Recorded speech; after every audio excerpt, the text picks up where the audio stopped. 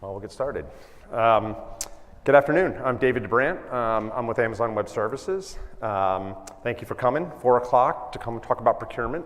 As always, I give kudos to everybody who shows up to those sessions, but this is an important session. So let me have Jane introduce yourself real quick. Jane Lacey. I'm out of the Washington, D.C. office where lots of public sector folks are. As Dave said, procurement's a big deal in public sector, right? And we've been doing this, I've been doing it for almost 6 years with AWS. And so we wanted to share some tips and tricks and things that we've been doing to shape opportunities within the public sector so that you, our partner community, could be more successful or even find success in those opportunities that come up. So welcome. We appreciate your attention at 4 o'clock in the afternoon. I know it's been a long day, so thank you very much for that. So let me explain my role real fast. I'm with a group called Capture, and it's a government-focused role. Basically, we're here to start shaping opportunities with government ahead of time. So quick question, how many people in the room, how many of the partners in the room do business with the government right now? Okay, most of you. Okay, so you're gonna know the language that we're talking about. How many people are federal? Okay. And state and local? Okay, and education? Okay, a couple. Anybody international? Hey. All right, I got one. All right, good, two. That's my focus actually. So I actually joined AWS with a focus on state and local, and I somehow migrated over into doing international. This has been a real fun adventure for me. So I manage a team around the world. So I'm gonna give an international flavor on this. Jane? I'm gonna attempt to give the US version. And I apologize, I think my 6 a.m. wake-up call is getting to me. I manage the US Partner team for the emerging partners today. But when I came on board, my sole task was to get contracts in place. There were 0 AWS-bound contracts where this new technology of ours could be even procured by. So we've been working for the past 5 years to achieve schedules like letter of supply holders for GSA on our behalf, SOUP 5, the NASPO Value Point contract, US communities. These are procurements that we have helped to shape, and again, for our partners to do that. So my partner community is made up of partners who are either new to public sector, and they're rock stars already with the technology, or they're new to AWS, and it's my team's job to help them develop as a technologist, either a technology partner or an AWS consulting partner. Yeah, so thank you for that. So if you don't have a partner development manager already and would like some support or need some support, please see me afterwards and make sure you get taken care of from a public sector perspective. Thanks. Good. Okay, so what we're going to cover today. We're just going to talk a little bit about the public sector opportunity. I think most of you obviously recognize that because you're doing it. We're going to talk about why procurement is so important. I know procurement is a dry topic, but it is so critical to this business. Teresa talked about it this morning, how important this has become, procurement and acquisition. How partners fit into this. It's critical to our business. Partners are a critical part of all of what we're doing, including procurement. We're going to talk about some of the key considerations around procurement to give you a flavor of some of the issues and some of the things to think about. Talk about lessons learned. Jane and I have a lot of lessons learned, a lot of experience doing this internationally, states, federal government, across the board, and ultimately how we can help. We both have resources on our teams who can help out with these things. So, as you guys are all aware, cloud computing is different. And we talk about this journey to the cloud. Andrew Jassy loves to talk about that. He'll talk about that tomorrow, the journey to the cloud. I always say there's a journey to procurement as well. Government doesn't do this instantly. Bottom line for government tends to try to buy cloud like they've bought technology, hardware, software, managed services, whatever. They try to buy cloud the same way they bought those services. And they try to use the same procurement and the same contracting approaches to do that. And it just doesn't work. And what happens is the benefits of the cloud, the pricing, the innovation, the agility, and the speed are degraded or eliminated using traditional procurement techniques. And I am that blunt about it now with government. Like you won't get the benefits of the cloud. Why do this until you really start understanding it? So what we're going to do is we're going to just walk through some of these pieces. So, can I ask how many of you have had the opportunity to respond to a public sector bid and gone through the RFP bid process? Yeah? Okay, fantastic. And can any of you say that you successfully helped shape that opportunity into your favor? Good. God, you guys are rock stars. You need to be up here. Okay. Well, then maybe some of our lessons learned will be of benefit to you. The opportunity, right? I really wanted to speak to this. This is an eye chart of the who's who in public sector. Of course, there are many hundreds of thousands more that are working in public sector now globally, all across the world, as Dave indicated, and that has not been very long ago. So this is just a sampling of who some of our customers are in public sector today. Our public sector is made up of state, local government, education, K through 20. We also have all aspects of the federal government, nonprofits, and now we also encompass publishing. And international. And international. See, this is why we both had to do this, because he's not going to forget international. The public sector market potential. This is critical, everybody, because third-party analysts like Forrester, Gartner, IDC, right? They all come up with their own reporting tools. This is not us saying what the market is. This is what the third-party reports, the auditors are saying. This is a huge 128 billion market, right? I tell my partners every day, even if you just get a slice of it, that's a big piece of pie, okay? There's enough to go around. Public sector needs all of us in this room to find success. We are all customers of what we provide in our public sector community as citizens, right? Even in the international community. So some statistics, right? And I was very curious. I was glad to find this statistic around the technology adoption curves as well, because many of our customers and partners ask, well, what's the biggest, horizontal or vertical type solution? What's big? Jane, how should I differentiate my business? This is what I did in old school IT, and I just don't know what my niche is or should be in the new AWS type technology world. This is what IDC CIOs, when we're polled, said is what's happening out there. Data analytics, IoT, cloud computing, of course, and mobile. That's what IDC has said, okay? Partners that are focused on public sector today. Again, this is only a sampling. Each and every one of you, I want to be able to share your logo up here on this slide next year. Let me know how I can help you to achieve that. We just finished a session with Christine to talk about partner programs that are specific to public sector. We've come so far in this 6 years that public sector has existed or came to be. Commercial, of course, has come up with a lot of partner programs. We've adopted and now created our own, one of which is called the Public Sector Partner Program. And as you leave today, you're welcome to pick up this little card that's out there as you exit that describes the program. But essentially, once you reach a standard tier partner, you become eligible to become a public sector partner. The criteria is out there on the card or on our website. Highly encourage those that are in public sector to achieve that program status, that status of partnership. It differentiates you.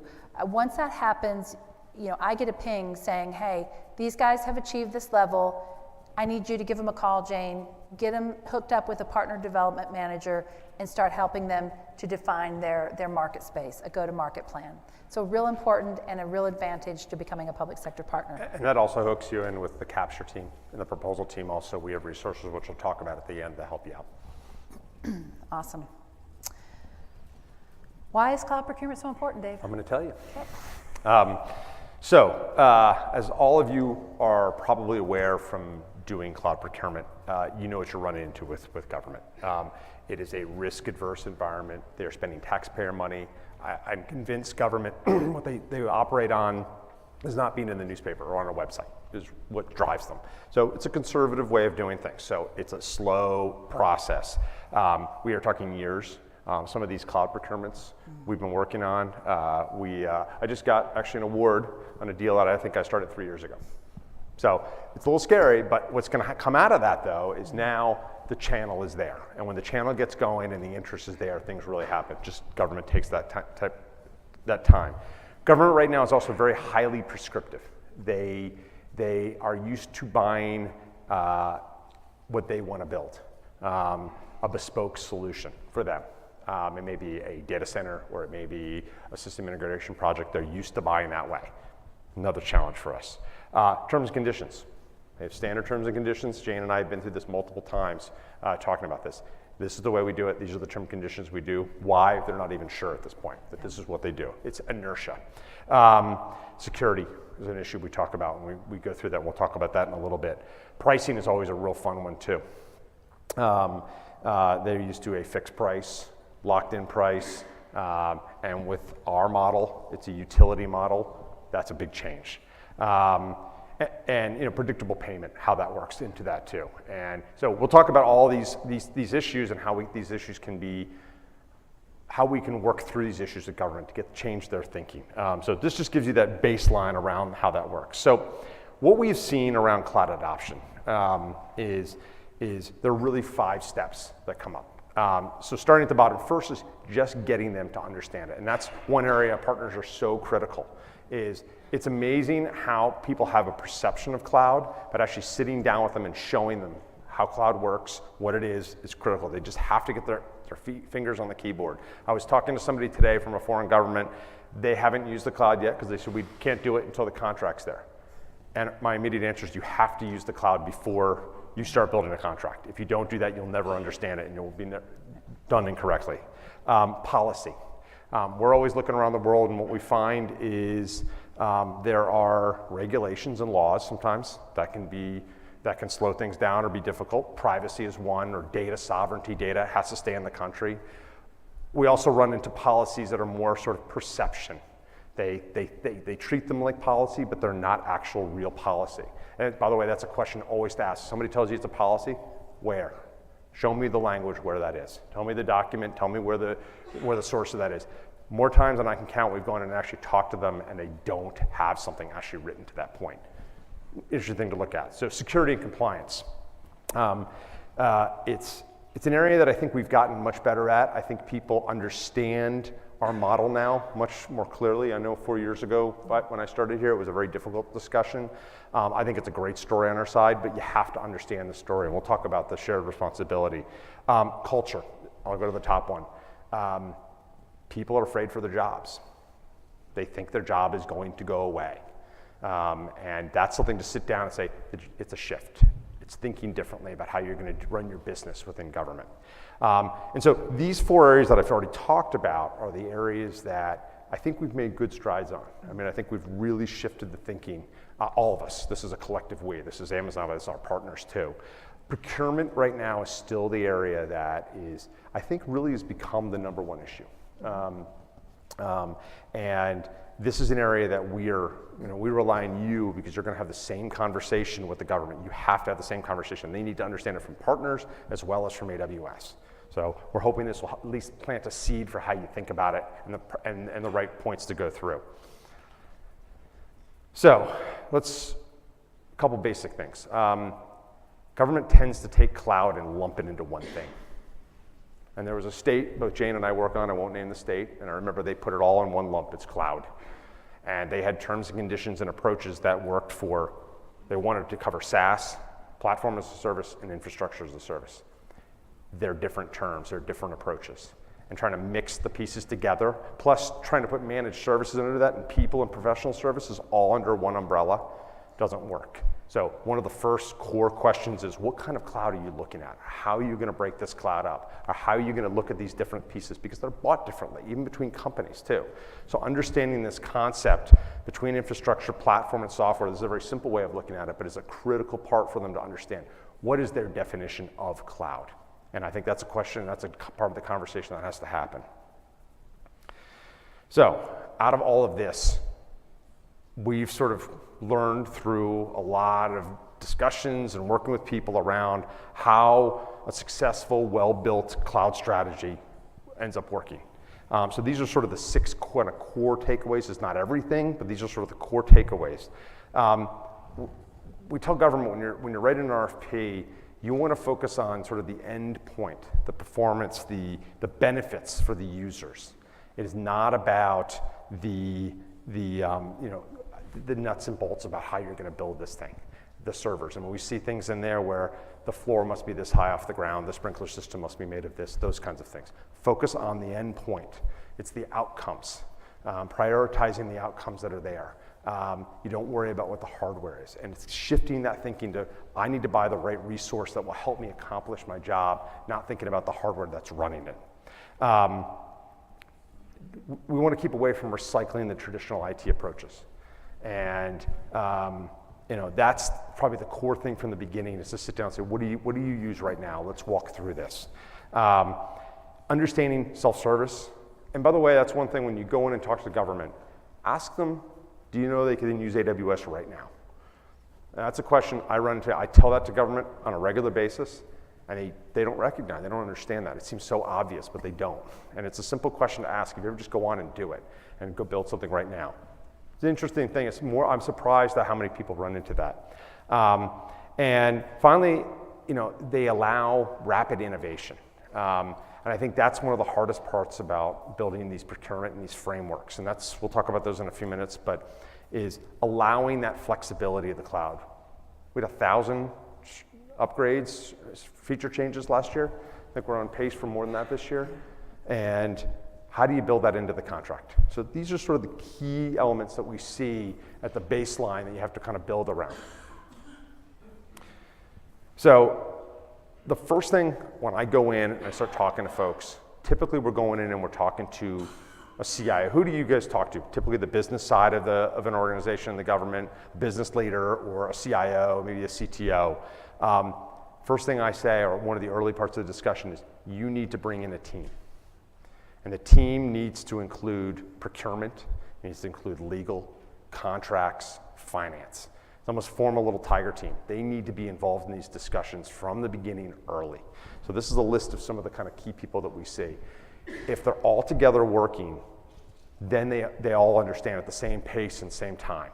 And what we find in government is they tend to sometimes, the technology folks will put together the technology piece, give it to procurement, procurement will use the standard terms, standard document that they have, standard template, and then things get difficult. So that is one of the things. If you bring those people in, I've actually sat in a room with a lawyer. We've actually demoed the console to them. 15 minutes, real quick, just give you a sense of it. We're not going deep technically. And they go, oh, I have to think very differently about this. They get it. You can tell them 100 times if you show it. So bringing these people together is a critical part of how you do this going forward if you're running into this. Okay, so you all may be aware of this or may not, but I'll walk through this. It's important to understand how government can buy AWS. First, there is a direct contract. They can buy AWS raw. We have a few direct contracts in different places. And so that's available. And we do that occasionally, but more often than not, we are going through partners. Most of our business is through partners. So indirect, it's important to understand the differences of how these pieces work. First, we have a resell. Anybody in the room a reseller? Okay. So resell contracts. We have some contracts that are only resell out there with our resell partners on them. There's the standard traditional RFP, where Amazon may be a piece of a larger system integration project. There are framework contracts. Does framework make sense to you all? It's like a big term contract or IDIQ. It's basically, it's a $0 contract. Anybody on a $0 contract? Or a license to hunt. Yeah. Okay. Yeah. So that's one of the things that we focus on. We want to work with government right now to help build those type of IDIQ, license to hunt type contracts right now. It's a big focus, especially internationally.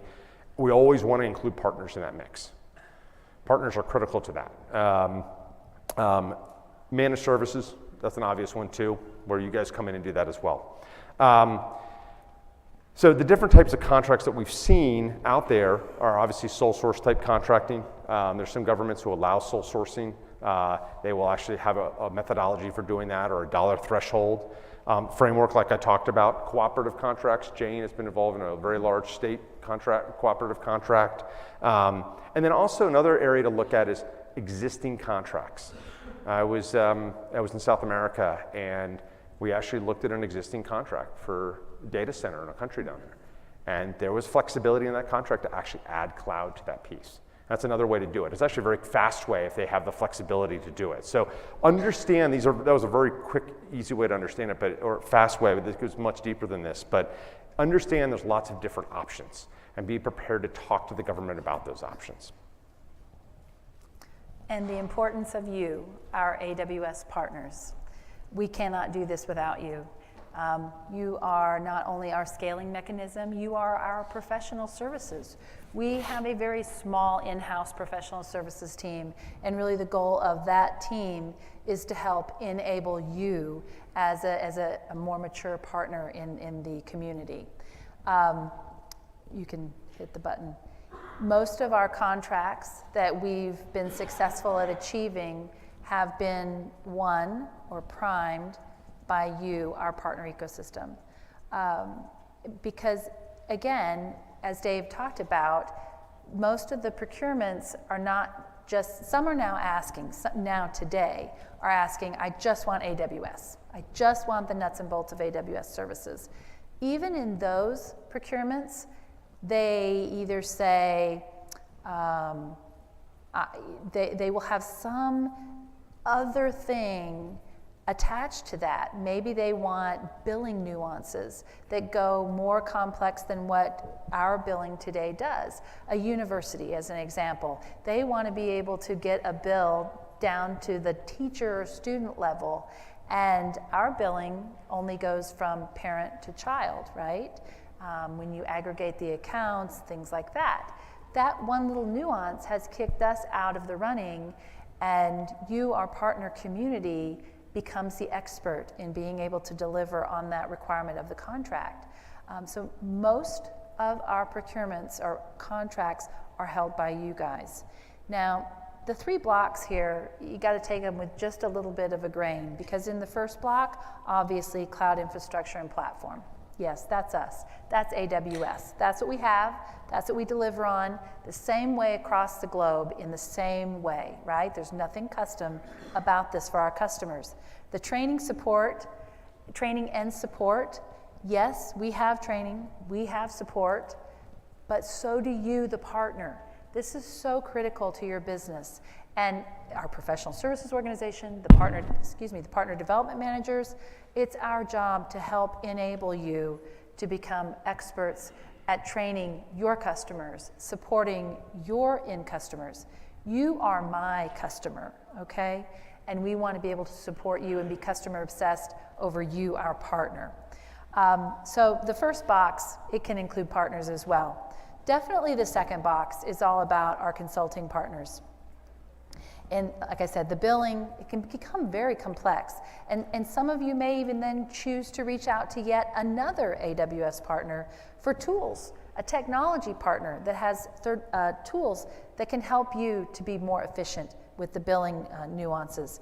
Maybe you have additional governance or change management. That is also critical. As Dave indicated, these customers, our public sector customers, they've been doing these jobs for decades, right? What do you mean this new technology is coming along and it's going to boost me out of my seat? We've got to change that thinking, the change management of the new technology that can make their lives run a whole lot more efficient and gives them a new skill to add to their resume. Are you the partner that can have that successful conversation with that CTO or CIO that gives them that level of comfort with governance and change management? Of course, application development, that's a no-brainer, right? You guys are awesome at this. Our colleague, Dan Kaysen, who runs the technology partners in the room, I'm going to point him out. He's developing technology partners left and right, where they've built solutions powered by AWS that these procurements may be partnered with a consulting partner for the professional services piece. They come together to provide a whole solution for that end customer that then you see in that third box of all of our public sector friends. Okay? The importance of the partner role. So what is it that this partner system is all about anyway? It's about business and technical enablement. And we've got a lot of information out there on our Advanced Partner Network web pages. If you just literally type up AWS Partner, you're going to get to all those pages, and I think the links are in the back here. But it's about the enablement. Some of my team members were going out helping a couple of national partners in the coming months, and we were calling it training. We were training their sales folks, and the sales folks said, look, I got technical people behind me that are going to come behind and do that. I need you, AWS, to enable me to be able to sell AWS. And I really had to stop and take note of that. So, make me accountable for what you need as a partner, right? Everybody's got a different position in the company that's going to make you successful at the end of the day. We need that feedback to help you, okay? So those are the different elements, a lot of words there, right, that I won't go into. But at the end of the day, it's business and technical enablement. We can do well-architected reviews with you if you have a solution, or maybe you've created the architecture for your customer and you want one of our solutions architects to take a look at it. As an AWS partner in the public sector, we can provide you those resources, okay? Please reach out and let us know. The sales and marketing enablement, I want to speak to that. Once you became a partner, you were provided a login to the APN portal. Okay, it's the internal space for you as a partner where there's training tabs, a tab for lots of resources. One of those important tabs is marketing, and it's called Marketing Central. It is a third-party service that you can take advantage of. It's completely free. Even our contract holders for NASPO Value Point, we've created custom templates so that logos for the NASPO Value Point are already embedded in the, whether it's a letter template or something that can be incorporated into an email campaign. That's all out there now on Marketing Central within the APN portal.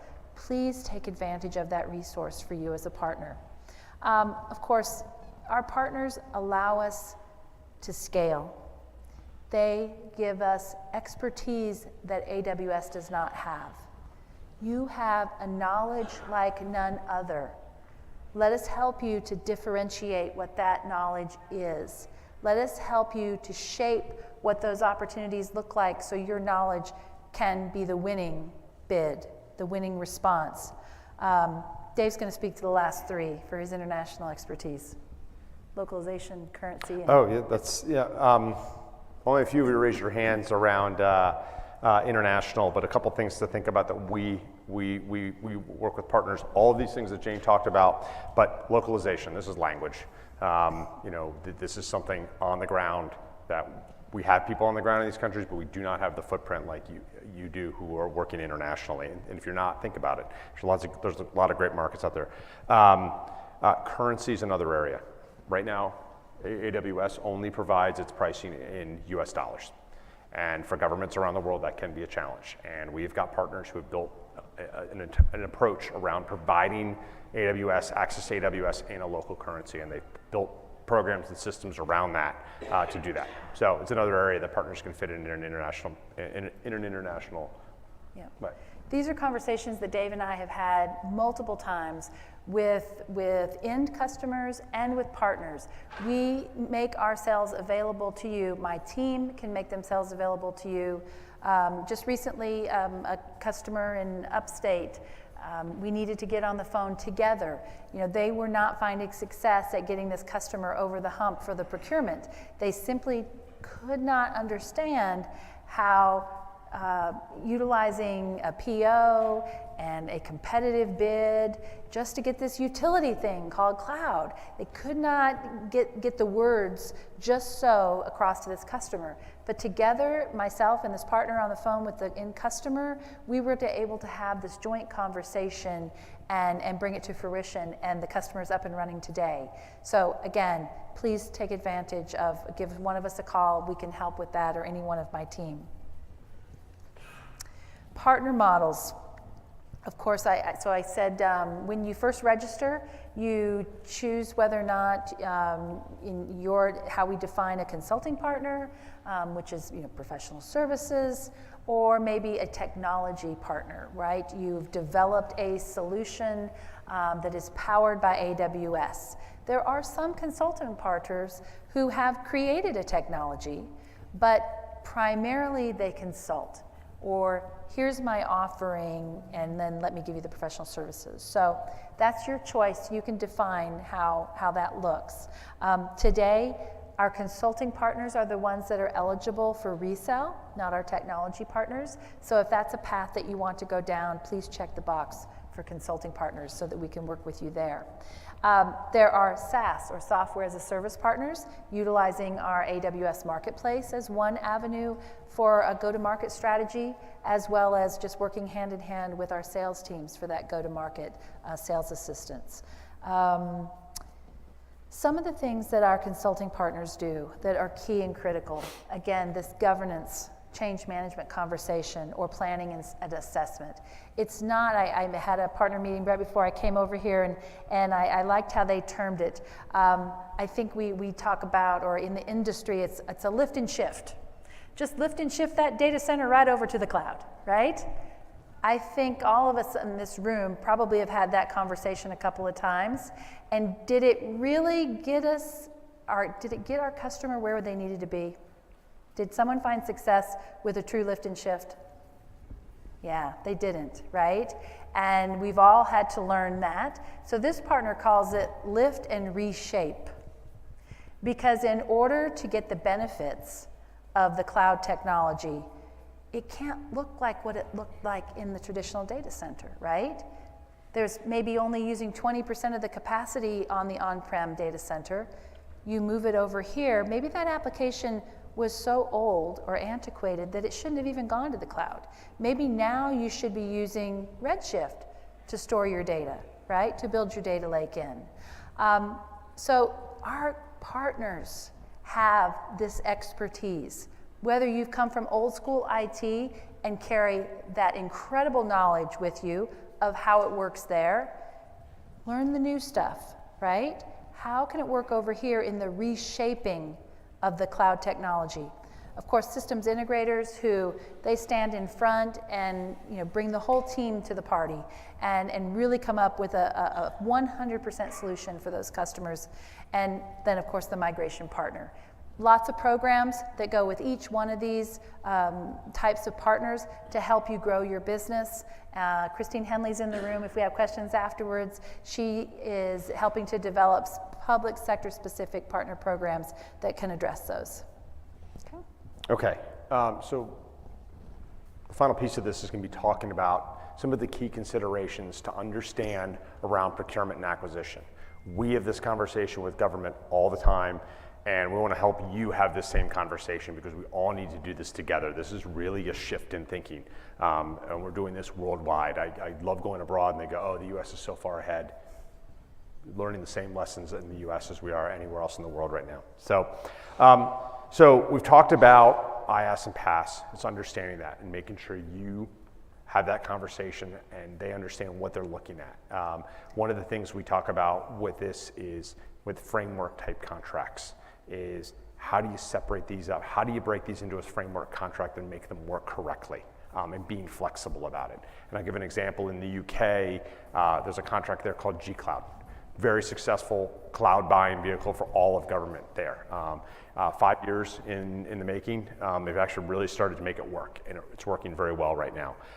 They've learned that trying to separate all these into IaaS and PaaS into two different pieces doesn't even make sense anymore. Where's the line anymore? They're learning, And I think it's those kind of learnings that we can bring over to some of the other governments as they go forward. The advanced procurement officer will understand that a cloud contract should encompass each one of those IaaS, PaaS, and SaaS. If they are insisting to keep them separate, then please proceed with what do the terms and conditions look like for that. Yep. Because if they're going to separate them into swim lanes, then you need to ensure that the terms and conditions reflect that of a SaaS offering, okay? It looks very different than an infrastructure offering, all right? And we could spend many hours telling you what the differences in those are, and happy to do so. But that's critical. If they don't want to give you the all-up cloud scope, and they want to go into the swim lanes, ensure that the terms and conditions match when you have the time, when you pre-RFP or pre-response time to make that shaping happen. That's critical. Otherwise, the procurement won't work. So we talked about this earlier too. One of the great challenges that I see is how do they accept the ongoing innovation? The UKG Cloud, I'll bring that one up again as an example again. They did 6-month refreshes, thinking, okay, that will keep us up with the new stuff that's coming pretty quickly and pretty easily. 6 months in cloud is forever. I mean, it's forever. We have people call up and say, we would like to do this. Well, it's not on the contract and won't be for another 6 months. And that, for an end customer in the government, that's who's really into the cloud and using it, it doesn't work. So the real challenge is to see how do you develop a framework buying contract or a contract to buy cloud as you need it in an IDIQ model that will allow the innovation every day. And I think really where they're going ultimately is they're not taking data from AWS and putting it in a big website or in a spreadsheet or whatever. They just send you to the website. It's there. We understand it. And we're not going to evaluate it. We're just going to use the data that they're providing. And that's the ultimate goal out of it. But that's the challenge. We have to get them to understand that piece of it. We worked with the state of Texas on this as another example, and the conversation went a little bit like this. They wanted to do something similar. Let's just have a quarterly review of the contract and we'll update things, right? Because that's how they did it in old school. When a new hard drive would come out, we'd add that SKU and it'd all be good, right? This pace of innovation, that can't be. The contract needs to be fluid. So the conversation was about, do you really want to be locked out of the nuances of the cloud? That's the first thing. That is the whole benefit of why you're doing this in the first place. What's critical to that is what Dave indicated. I did a demo of AWS, just a brief demo of the console, uploading something simplistic into an S3 bucket, how fast you can turn on an EC2 instance. I demonstrated that to the procurement officer and they were just like blown away, right?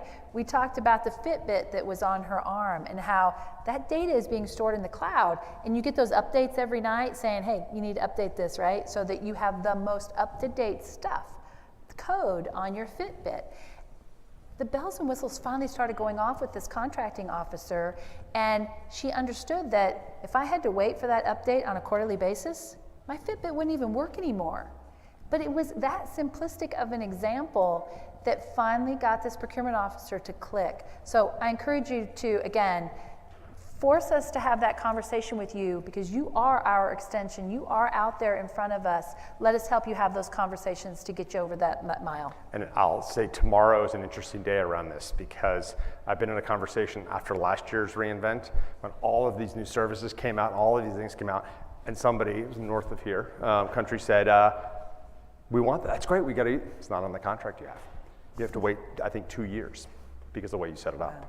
And that got people's attention very, very quickly. And so it's a very simple way to show this, this graphic or talking about it or just showing. And a couple of things that just came out last week is a way to get people thinking about it differently and not getting caught up in the old way of doing things, which is sort of the theme of this discussion. Governance. Jane talked about expertise with governance. There's a couple different areas around governance. There's obviously managing the cloud and how you're going to do that, but there's also governance around a contract. We have a recently awarded contract. Again, I'm not going to throw any countries under the bus here, but lots of terms and conditions, worked through it. We've our partners worked through it, really successful. We're happy we got an award. They just came and said, well, how do we do this now? And their thinking was still, how are we going to manage this internally? And their thinking was the agency would come to them and say, I want an EC2 instance. I want this one. Turn it on for me. You want to change something? Send some paperwork over. We'll change it for you to this instance. And as you all know, if you start working in the cloud and take 2 days to do any type of change, again, the benefits are gone. They hadn't thought about that governance model, how they're going to manage it. The other question we get is, how do I manage my budget? What if I go over, somebody spins up 1,000 instances? Well, you need a governance model to do that. Partners can come in and manage that governance model, build that governance model, help them do it, build their teams up to do it. It's a critical part of the thinking. And this, I find, is we get so caught up in the terms and conditions that sometimes this gets neglected. And I think this is a great area for all the partners to make sure you talk to this point. Utility pricing. This is where bringing the finance person into the room to understand how this works and get an understanding around, I have a budget model and I have a fixed budget that I can work with.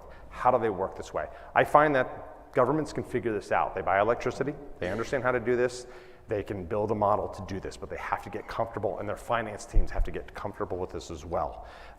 So it's getting them to embrace that full model. And again, if you try to do it in some fixed price format or something like that, the benefits go away. It's also about the transparency of how we provide our pricing. Our pricing is the same price on the website for every customer across the globe. Now, we have it by region, by service, but it's the same price, and it's out there on the website. We bring that up in our meetings. We show them where it is on the website.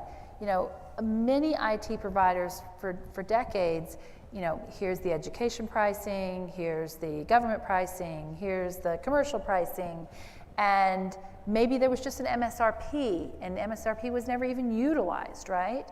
We are super transparent, and we're cutting those prices many times.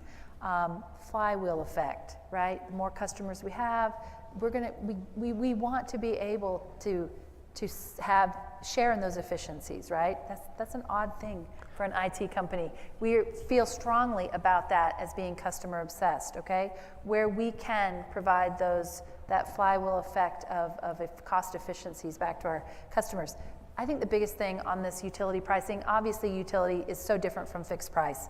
Government's getting over that. They are. They haven't gotten rid of the PO and the contract, but they're getting better at the utility pricing. And I think the transparency of where that pricing sits is helping that argument. And Jane mentioned about 20% off for government, 10% off for education, or over what it is. Governments still expect that. I run into that all the time. It's helping them understand our model for discount, which is, we have this tremendous RI capability. That's one area, teaching them how that works. It's the commitment and the usage. It's a different way of doing it, but there's a lot of benefits there. Also, teaching them about optimization. They sit down and they build a workload and they design it, and the workload is, okay, well, it's there. If you sit down and really optimize it, that's where cost saving comes to, and they have to understand that concept. And so if you work through those things and they get that, and that takes time and energy, pre-RFP, working partners can do the same thing, should be doing the same thing, we can shift their thinking. So the transparency plus the model has to be explained. Shared responsibility model. Government is used to sort of contracting these out and expecting the vendor to do most of the work. And this is a shift in thinking about who is doing what. The example that we always talk about is encryption. It's a very simple example. I simply sit down with somebody writing an RFP and I go, if you ask for the data to be encrypted directly to Amazon, we give you the skills, we give you the tools, we give you the best practices to do that. But we don't do it. That's your decision to do it.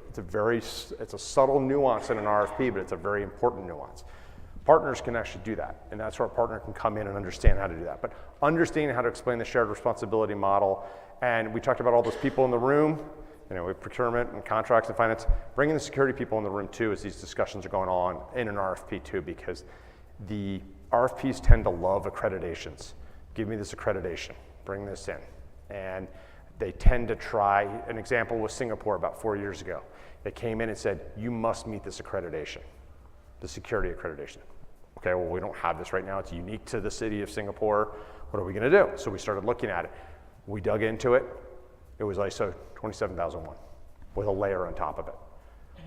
That's all it was, and we had to go in and explain that to them. But that's the kind of conversation we need to be having in advance. Partners can do that. If you're doing that at the RFP stage, that's a difficult thing to try to do through questions and answers, try to fix that. So understanding this, having their folks on the procurement side even too, understanding this. And the security of the cloud, security in the cloud. We've far advanced this, right? We now have business associates agreements that go along with HIPAA data, okay? And many of my partners, who are new to that space, come back and ask me, hey Jane, where does that BAA need to land, right? Well, if you're dealing, just as an example, the HIPAA, the BAA, if you're offering a managed service, where you're going to be dealing with the customer's data, obviously you need a business associates agreement with that, or you would want to have one with that customer. You also want to have one with AWS because you're the one that's being responsible for that data offering a managed service. Maybe as a reseller, again, you're not touching the data, so is that business associates agreement necessary? But as a partner, you are the conduit. So you are the conduit between the end customer and AWS. So that BAA would be with you, the customer, you, and AWS as an example of security in the cloud, security of the cloud. Okay, and I think these slides are going to be online, by the way, for everybody to have access to. That's a really critical slide when you're first starting that conversation with the customer, talking about shared security model. And I always do this, I jump ahead to a slide and I talk about it, but encryption is a good example. And I think it's a very simple example to when you're talking to a customer early to explain some of the differences. Simple, clear. And guys, bring up the console. It takes 5 seconds, okay? Bring up the console and show your procurement officer and the IT director the checkbox. Do you want to encrypt your data? Yes or no? You decide. Or if I, the customer, if I'm the customer and don't want to make that decision, then I'm paying you as a managed service provider to do that, to make that decision. And you, the partner, then checks that box. But don't let that procurement go by your desk where they insist on the provider or the CSP, the cloud provider, to automatically encrypt all the data, right? Leave room for either you as a managed service provider to do that or the end customer to do it. That's the point behind this. But get out the laptop and show them how simple it can be or what you can provide as a service. And that's lawyers, that's procurement, that's contracts, that's everybody. Guys, it really does help. Lawyers even need to see this, right? Because lawyers are there to protect all of us, right? Even though we might think other ways on different days. Once they can see how this works too, they don't understand the technology any more than the procurement officer. The IT guy barely gets it, right? You guys as awesome rockstar partners are teaching the IT folks. I'm sorry to say, you've got to go do a little bit of education with the procurement and lawyers. Get them all in the same room at some point. When it makes sense, ask your customer to gather those folks in the same room and do a little bit of a demo, spin up an instance, show them encryption, show them shared responsibility model, or whatever service it is that you are providing as that consulting partner. And then they can ask, the lawyer is going to ask the IT director, is that the policy you're going to bring about? Is that the policy you're going to enforce? Well, okay then, I can remove that risk from the terms and conditions because you're going to be able to take care of that, right? But if those conversations took place in 2 different rooms, it will never go well, okay? Very important. Or they don't happen at all. Or they don't happen at all. And it goes into the RFP and you're trying to fix this through questions and answers. Audits is another one. This tends to be an inertia thing, I find. We always ask for an audit. Why? Well, we ask for the right to audit the facility. And we have to explain how AWS operates that way. Think about it. AWS has millions of customers. If we opened up the data center for every single person to walk through, think of what it does for security. It's a very simple story, but it's a story that government needs to hear, and it's not just the IT guy you're talking to. It's the whole array of people that are involved in this. And we have third-party audit reports that are available to customers, partners, everybody out there. And they're now available through the AWS console, so you can get to them. You no longer have to come to us and say, please, can I have this report? They're out there on the console. I can't remember what the tool is called on the console, but they're out there. And I actually saw an RFP last week that actually asked for those specifically in the RFP. So guys, you're doing a great job at shaping what these RFP procurements look like. We need your help every day to make this happen for things like this. SLAs is another area that we run into. Government is very used to sitting down and writing their own SLAs or creating a blanket set of SLAs. It's so important to explain how the AWS model works. In a sense, you create your own SLAs about how you build on Amazon. If you put it in multiple regions, multiple AZs, how you set it up, that has the SLA effect, and it's explaining that model to them. If they say, I need a 99.999% availability for all of Amazon, well, they're not understanding how Amazon operates and understanding the model. And so this is a critical area that can get ignored, and all of a sudden you've got a mandatory requirement in an RFP that's got to be dealt with. So walking through this and having the story down, we can help with that story, but understand this. We run into this in multiple RFPs. This is a regular thing we run into because they're so used to just putting in their own thing. Build this to my specifications, and these numbers to my specifications is what they're used to doing. And as a partner, you can customize your own SLAs, right? You're professionals, you're providing a professional service. These are the underpinning SLAs that we have. They're not custom, they are what we have, because the service works the same way across the globe for all of our customers. But you as the partner providing additional services on top of what we are providing, you possibly could provide a different type of SLA. So keep that in mind as well, depending on that service that you're providing. Terms and conditions, these are our favorite. This is an area that is a challenge that we again, the discussions with legal in advance to understand how our terms work, how we fit it in with a partner having a contract with a government, AWS, and its involvement. The bottom line, and this is probably, we could do a 3-hour session on this. The bottom line is this, is understanding at the base level why the AWS terms and conditions work this way. If you could explain the why, that goes a long way. I find that if you go in there and you sit down and you logically walk through each of these areas and the why AWS works this way, most people get it. It makes sense. But it's a big shift in thinking. And so having that conversation with the procurement folks, the legal folks, even bringing your own lawyer in. We've even brought our own lawyers in, non-negotiation, just to sit down and do an hour discussion. And go a long way. And have the technologist in the room so they can attest that, yep, it does work that way, and I'm okay with that plan. Okay, so this is just a quick list of some of the basic ones we run into. We'll let you guys take this one on your own, and we have some documents that will show you with more information on it. So how can we help you, right? We've created a web page that actually has several tabs. This is the URL. Jot it down, or when you get the slide deck, go out there, check it out. There is talk points, how to talk to these folks, training modules, contract vehicles that are available, other partners that may want to partner. It is a literal roadmap to helping you navigate this, okay? This was the Jane and Dave conversation until our marketing folks put together this website. So it is a one-stop shopping, literally, at least as a place to get started. So please take a look at that. And by the way, our website is a great resource if you're not using it right now. It really does deep, have everything. and just make sure you understand that. So I head up the International Capture and Proposal team, and we are a resource as well that you can reach out to.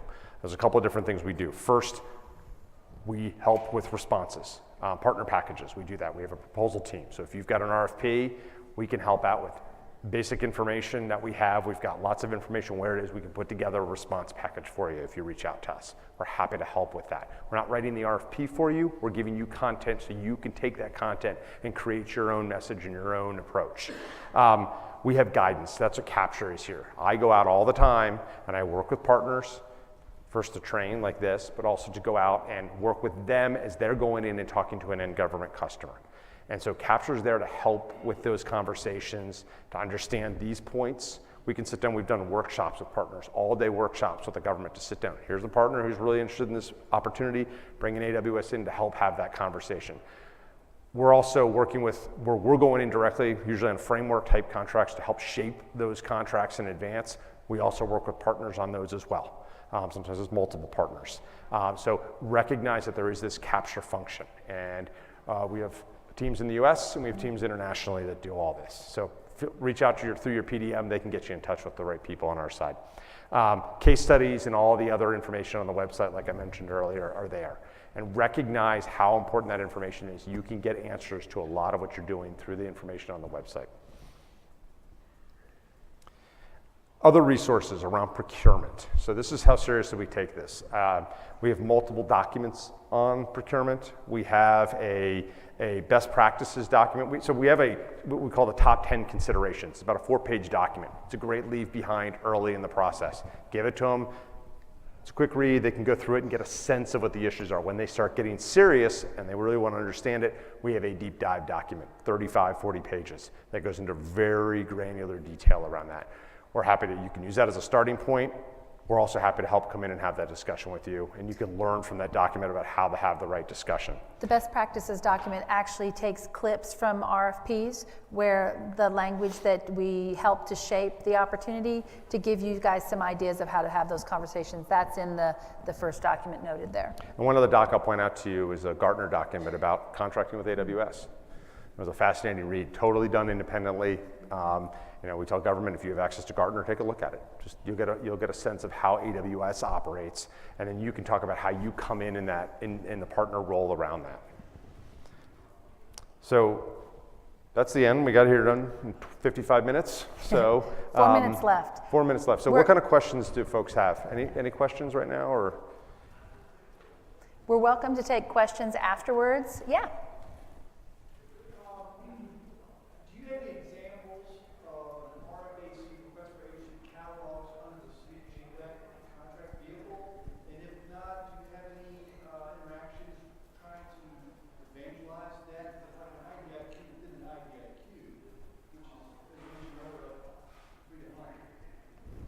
I did SOUP, 3 years ago? Yeah. I don't even know where we are with SOUP. We're on SOUP 5. SOUP 5 right now, it's still SOUP 5. Mm-hmm. So, there are examples of a catalog on there and partners having catalog on there.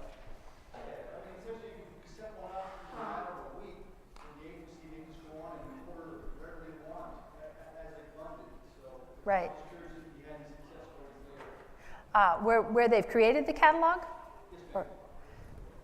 Well, UKG Cloud is one. Yeah. UKG Cloud, we're on it directly, and we have, I think there's 60 AWS partners on that contract doing a variety of services. The brilliance of that contract was submit your catalog, whatever it is, in whatever format you want it to be. That's the success of that. So we're able to submit our stuff the way it is, and our partners are able to create packages or software on top of it, whatever they want.